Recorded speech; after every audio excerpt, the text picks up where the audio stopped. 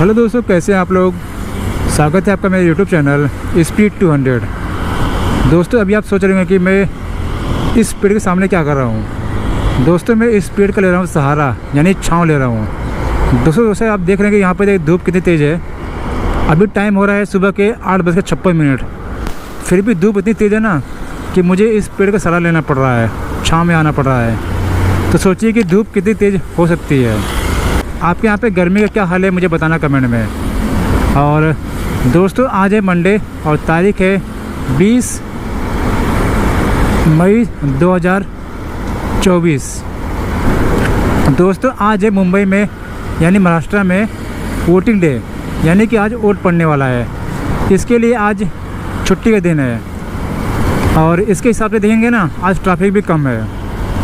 चलिए चलते हैं, आपको मिलते हैं सीधा हाईवे पर ही। और ये पेड़ देखिए कितना प्यारा है। ये पेड़ कौन सा है मुझे बताना कमेंट में, क्योंकि ये कोई फल देने वाला पेड़ नहीं है, सिर्फ छाँव देने वाला पेड़ ही है।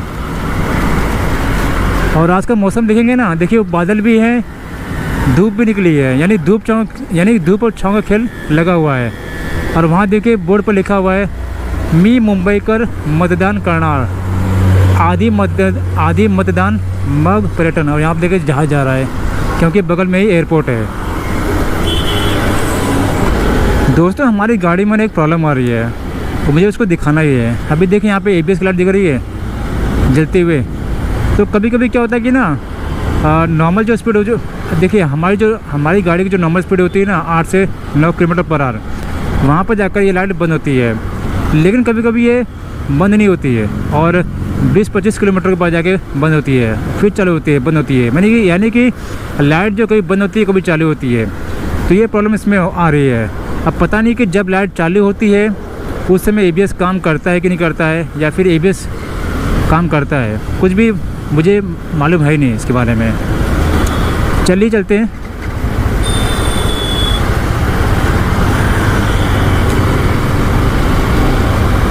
दोस्तों, मुझे बताना कमेंट में कि आपके यहाँ पे वोटिंग पड़ गई है या फिर पड़ना बाकी है, क्योंकि आज हमारे यहाँ पे वोटिंग डे है। आज यहाँ पे वोट पड़ने वाले हैं और आपने किसको वोट दिया है ये भी बताना कमेंट में। दोस्तों, अगर मैं बात करूँ अपनी, तो आज मैं वोट डालने वाला हूँ और जिसको डालने वाला हूँ वो मैं आपको उसके बारे में बाद में बताऊँगा। दोस्तों, हर किसी का वोट डालने के पहले एक मुद्दा होता है कि वो किस मुद्दे पर वोट डाले और किसको वोट डाले। दोस्तों, कई लोग को नया चेहरा पसंद होता है, तो कई लोग को महंगाई से निजात चाहिए, तो कई लोग को कुछ और रीज़न होते हैं, यानी विकास होता है, ये रीज़न होता है। दोस्तों, अगर मैं अपनी बात करूँ ना, तो मैं जो वोट देने वाला हूँ वो विकास के मुद्दे पर वोट देने वाला हूँ। दोस्तों, जब से BJP गवर्नमेंट आई है, यानी कि पिछले 10 सालों में हमारे देश में काफ़ी काम हुआ है। सबसे पहली बात तो देखिए, हमारी इकोनॉमी जो थी 2014 में कुछ 6वें नंबर पे थी, 6वें या फिर 7वें नंबर पे थी। और इन 10 सालों में हमारी इकोनॉमी 4थे नंबर पर आ गई है। कभी 3रे नंबर पे आती है, कभी 4थे नंबर पे आती है, यानी कि ऊपर नीचे होती रहती है।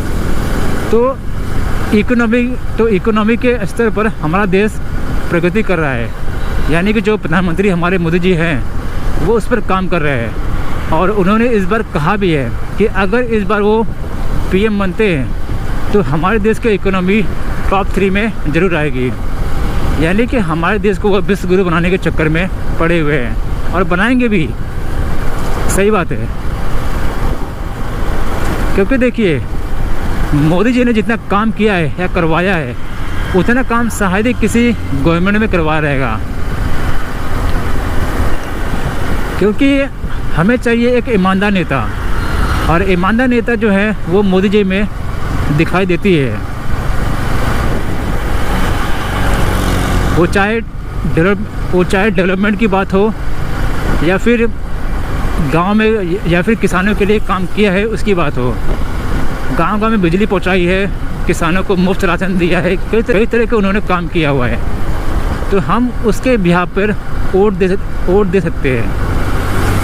कई लोग का ये, और उसके अलावा कई लोग का ये कहना है कि मोदी जी ने महंगाई बढ़ा दी है। तो भाई देखिए, अगर देश में इंफ्रास्ट्रक्चर डेवलप हो रहा है, रोड बन रहा है, सड़कें बन रही है, गांव का बिजली पहुंच रही है, नल जल योजना यानी बहुत सारी जो योजनाएं हैं वो पहुंच रही है, तो उनको पूरा करने के लिए मोदी जी को लोन लेना पड़ेगा, बाहर से लोन लेना पड़ेगा और उस लोन से डेवलपमेंट दिखाना पड़ेगा। जो भी ब्रिज वगैरह काम हो रहे हैं वो सब उसी आधार पर हो रहे हैं ना। तो उस लोन को पूरा करने के लिए कुछ तो महंगाई बढ़ानी पड़ेगी ना। बढ़ाई गए है वो एक ऐसा मुद्दा है कि वो किसी से भी कम नहीं होगा, वो चाहे कौन से भी गवर्नमेंट आए, आइदर बीजेपी आए या फिर कांग्रेस आए, और बाकी पार्टी का तो मुझे पता नहीं है। तो महंगाई कंट्रोल करना उनके बस की बात नहीं है।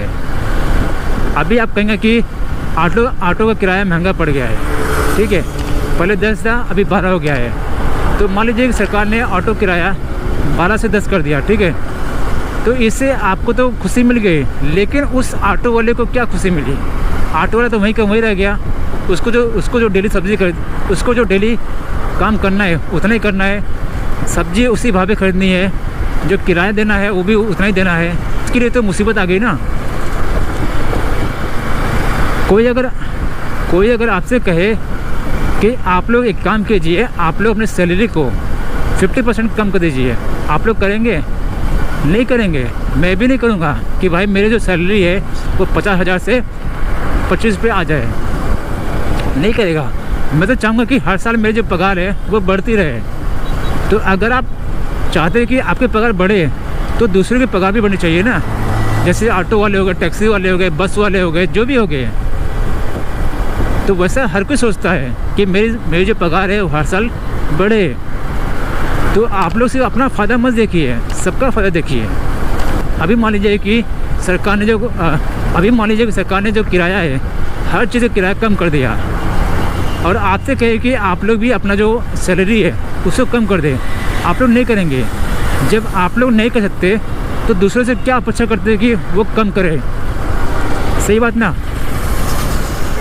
तो यही मुद्दा होता है, यही बात होती है कि महंगाई करना आपके बस की बात, कि महंगाई को कम करना सरकार के पास नहीं है इलाज। सरकार सिर्फ इसको कंट्रोल कर सकती है कि हाँ इतने पर कंट्रोल रहे, लेकिन आप लोग नहीं मानेंगे ना। अभी देखिए, मान लीजिए कोई गाड़ी बेचने की कंपनी है, जैसे कि हीरो कंपनी है, वो चाहेगी कि मेरी जो गाड़ी है वो हर साल कुछ % बढ़े, उसका दाम बढ़े, क्योंकि वो हर साल एक ही दाम पर तो गाड़ी बेचेगी नहीं, है ना। आज उसने 50,000 की, मान लीजिए कि उसने आज 50,000 की गाड़ी बेची, तो वो चाहेगा कि अगले साल मेरी जो गाड़ी है वो 55,000 की बिक जाए, ठीक है ना। यानी कि वो भी चाहता है कि मुझे कुछ प्रॉफिट मिले। तो वैसे हर कोई चाहता है कि मुझे प्रॉफिट मिले। अब आप बात करते हैं कि पेट्रोल दाम भी बढ़ चुके हैं। आप खुद अंदाज़ा लगाइए कि 2004 से लेके 2014 के बीच में जो पेट्रोल के जो दाम थे वो कितने बढ़े, और 2014 से लेके 2024 तक कितने % बढ़े। आपको खुद मालूम हो जाएगा कि कौन सी गवर्नमेंट ने कितना महंगाई बढ़ाई है पेट्रोल पर खासकर, ठीक है। और डेवलपमेंट की बात करें तो डेवलपमेंट भी बहुत हुआ है हमारे भारत देश में। तो आप उसके आधार पर बीजेपी को वोट दे सकते हैं। देखिए, बीजेपी गवर्नमेंट इतनी ख़राब नहीं है जो लोग सोचते हैं। अच्छी गवर्नमेंट आई है, अच्छा विकास कर रही है, तो आप लोग उसके सहारे आगे बढ़ सकते हैं। अभी आप देखेंगे कि राम मंदिर का जो मुद्दा था वो सॉल्व हो गया, 370 हट गया। अब आप ये कहेंगे कि 370 हट गया तो इसमें आपको क्या फ़ायदा मिला? देखिए, 370 जब लगा था उस समय हमारे भारतीय जवानों पर पत्थरबाजी होती थी, आतंकवादी हमले होते थे जम्मू कश्मीर में। जब से 370 हटा है उसके बाद से हमले हो रहे हैं? नहीं हो रहे हैं। लोग तो ये कहते हैं कि 370 हट गया तो क्या तूने जाके वहाँ पर ज़मीन ले ली है, वहाँ पे घर ले लिया? अरे भाई, सब कुछ घर नहीं होता है। कुछ जो काम होते हैं ना हमारी सेना पर भी होते हैं। अगर 370 हटने के बाद हमारे जवानों पर पत्थर नहीं बरसते तो मुझे 370 हटना सही लगा। जो कल पत्थरबाज लोग पत्थर मारते थे, आज वो लोग घर में दुबक के बैठे हैं, या फिर वो लोग समझ चुके हैं कि ये सब करने में कोई बहादुरी नहीं है। तो और क्या चाहिए? तो 370 का मतलब यही है। दूसरी बात है, राम मंदिर बन गया। राम मंदिर बन गया, इसका जो केस था ना, इसका जो फैसला था काफ़ी सालों से अटका पड़ा था सुप्रीम कोर्ट में। यानी कि 500 साल पहले राम मंदिर को ध्वस्त किया गया था और वहाँ पे बाबरी मस्जिद बनाई गई थी। तो कोई भी हिंदू कैसे मान ले कि वहाँ पर बाबरी मस्जिद थी? वो तो अपनी ही बात करेगा ना, जो वहाँ पे पहले से था। देखिए, जो मुग़ल आए थे वो हमारे मंदिरों को ध्वस्त किए, और ध्वस्त इसलिए नहीं किए कि वो लोग हिंदुओं को नीचे दिखाना चाहते थे। ध्वस्त वो लोग इसलिए किए क्योंकि उनको पता था कि हिंदू मंदिर के अंदर हीरे जवाहरात पड़े होते हैं, तो वो लोग उसको लूटने आए थे, ना कि हिंदुओं को बदनाम करने आए थे। इसलिए उन लोगों ने मंदिरों को तोड़ा, और मंदिर तोड़ने के बाद मंदिर तो बनाएंगे नहीं, इसलिए वो लोग वहाँ पे मस्जिद का निर्माण किए। और दूसरी बात है, कुछ लोग ये कहते हैं कि मुग़लों ने देश को आबाद किया, गाय का घंटा आबाद किया, बल्कि मुग़लों ने ही भारत को लूटा। जैसे अंग्रेज आए थे उन्होंने लूटा। तो ऐसे कई सारे मिथ हैं जो कि हमें समझना बहुत ज़रूरी है।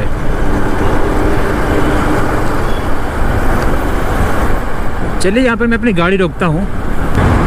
सो दोस्तों, देखिए, आप लोग वोट कीजिए तो विकास के मुद्दे को ध्यान में रखकर वोट कीजिए, ठीक है।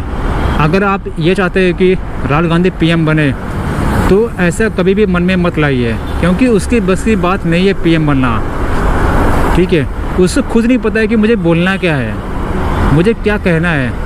अब वो पीएम बनेगा, आप खुद सोचिए, जब इंडिया में रहकर उसके ऊपर इतने सारे मीम्स बन रहे हैं, उसका कोई भी स्पीच उठाकर सुन लीजिए।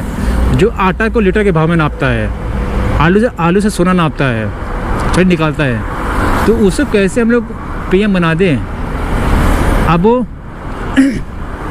अभी जब वो पीएम नहीं था, ठीक है, नॉर्मल, जब वो अभी कुछ साल पहले वो विदेश गया था, वहाँ जाकर भारत की बुराई करता है, तो क्या सही है? ये गलत है ना। आप भले से सत्ता में नहीं है, तो इसका मतलब ये नहीं कि आप बाहर जाकर भारत की बुराई करें। तो बहुत सारे ऐसे रीजंस हैं कि राहुल गांधी को पीएम नहीं बनना चाहिए, जबकि मोदी जी को बनना चाहिए। क्योंकि देखिए, उनका इतना प्रभाव है विदेशों में। ऑस्ट्रेलिया के जो पीएम है वो इनके 5 होते हैं, समझ रहे हो। सऊदी अरब, जहाँ पर एक हिंदू का मंदिर नहीं था, वहाँ पर मंदिर बन गया। दुबई में मंदिर बन रहा है, और क्या चाहिए? सऊदी अरब में, जहाँ पर महिलाओं को फ्रीडम नहीं थी, आज महिलाओं को फ्रीडम है। क्यों है? Only for Modi ji. तो आप लोग इस बात का ध्यान रखिए, इस बात को सोचिए और फिर वोट करिए, ठीक है। वेल दोस्तों, अब आप समझ गए रहेंगे कि हमें किसे वोट करना चाहिए और क्यों करना चाहिए। दोस्तों, वीडियो अच्छा लगा तो वीडियो को लाइक कीजिए, शेयर कीजिए और चैनल को सब्सक्राइब कर दीजिए। धन्यवाद दोस्तों। Ride safe.